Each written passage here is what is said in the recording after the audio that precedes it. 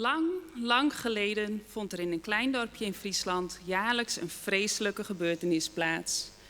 In dit dorp, dat we nu kennen als Harkema, leefde destijds een levensgevaarlijke draak. De draak eiste elk jaar een mooi jong meisje op, om haar lekker op te peuzelen. De dorpsbewoners waren volledig in de band van de draak. Elk jaar deed de koning van Harkema de namen van alle dorpsmeisjes in een grote ton en trok daar dan de naam van één van de meisjes uit. Dat was dan degene die naar de draak werd gestuurd. Nu was het nog slechts een kwestie van uren voordat de draak zich ook dit jaar weer liet zien.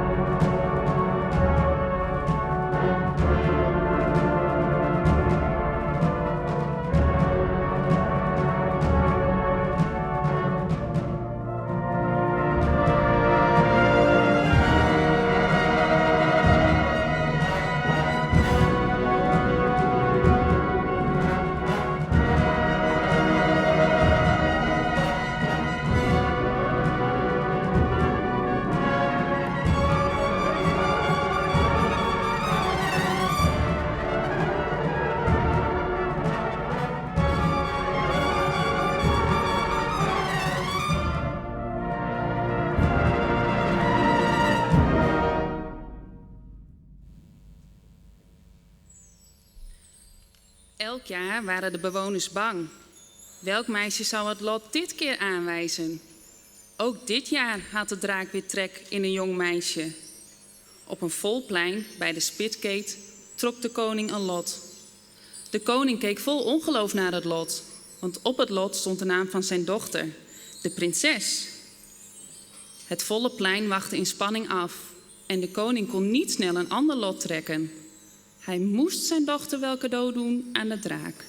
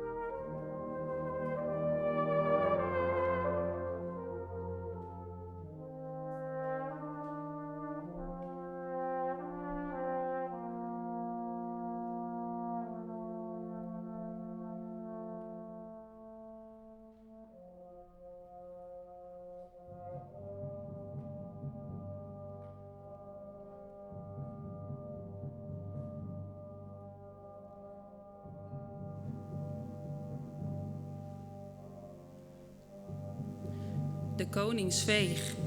Hij keek naar de dorpsbewoners en kwam ineens op een idee. Degene die de draak weet te verslaan, zal flink beloond worden, zei de koning. Plotseling kwam er een jonge man naar voren. Hij heette Jan Anne en was maar een gewone piekenboer. Ik wil die draak wel doden. Dat is een goed idee. Maar, wat vinden jullie? Kan Jan de draak wel doden? Nou, aan jou weer. De koning en het volk vond het goed. En al snel verspreidde het bericht zich door het hele dorp. Jan Annes kameraden wilden hem niet alleen laten gaan en besloot zich ook bij de koning te melden. De koning gaf de strijders elk een paard en een schild. Ook gaf de koning hen een lange lans, oftewel een trombone, om de draak mee te kunnen doden. Jan Anne en zijn kameraden waren nu echte piekeniers geworden. Ze stegen op hun paard en gingen onder aanmoediging van de dorpsbewoners op zoek naar de draak.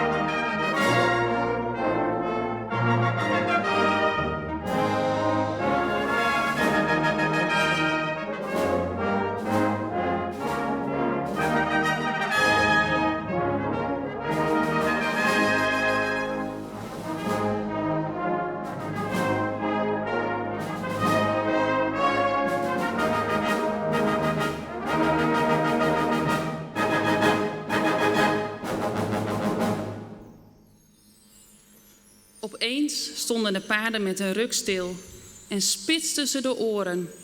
In de verte hoorden de piekeniers de draak brullen en grommen.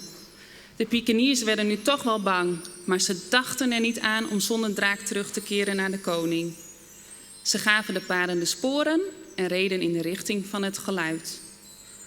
Uiteindelijk remden de paarden af.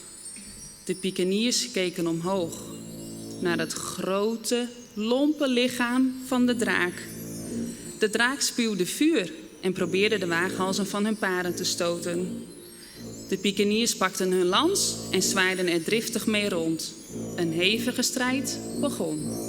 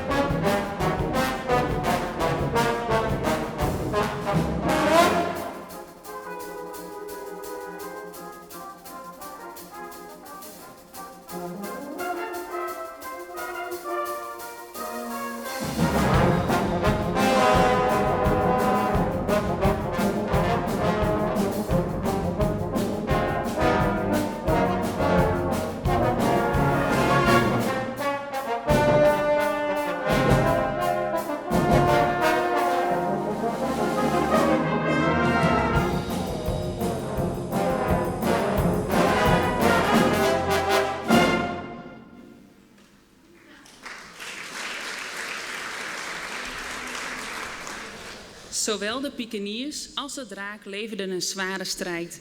Ze vochten voor hun leven. Na een paar uur strijd bracht Jan Anne de draak de genadeklap toe en de draak viel al kreunend neer. Jan Anne en zijn kameraden hadden gewonnen. Toen de dorpsbewoners de pikeniers aan zagen komen, ging een luid gejuich op. De koning kwam zijn paleis uitrennen, gevolgd door de koningin en de prinses. Gefeliciteerd, zei de koning. Jullie zijn echte helden. De koning was verwonderd en zei: als dank voor het doden van de draak ontvangen jullie 1001 dukaten. Dit klonk de kameraden als muziek in de oren. Vervolgens dirigeerde de koning de dorpsbewoners naar het plein om de overwinning te vieren. En na een uitbundig feest leefden de dorpsbewoners en de piekjes van Jan Anne nog lang en gelukkig.